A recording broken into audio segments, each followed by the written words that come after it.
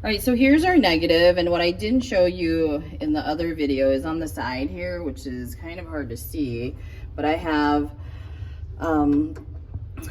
the lower knob you're gonna raise. So if it's farther away, so look down here, if it's farther away, it gets bigger. If you move it closer, notice how it gets smaller. The rule is we want to make it slightly bigger than the opening, so that's what we're going to start off with. And you're going to move the easel, which is what holds the paper, to kind of plan out composition. Okay, let's see here. No, I can like it that way. So remember, whatever is white is going to print black, and whatever is black is going to print white. So kind of trying to create a lot of movement with this repetition. I think I might angle it too. There is a little lens here. It's kind of hard to see, but if you look at the picture here, see how we want to start with the brightest light so we can see, and I don't have any paper out. So if the first knob is for height, for just lifting and lowering, the knob above here is for focusing.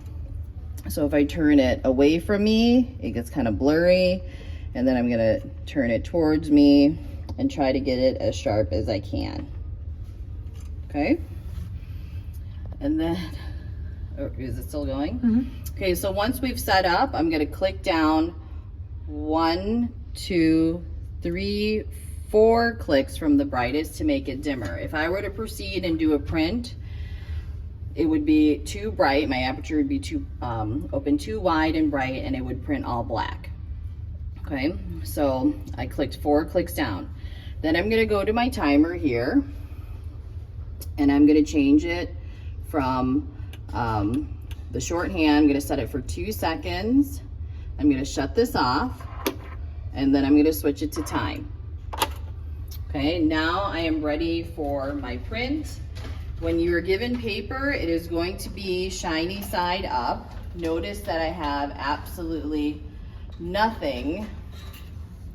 Okay, when I was setting up, there was nothing on, no paper out.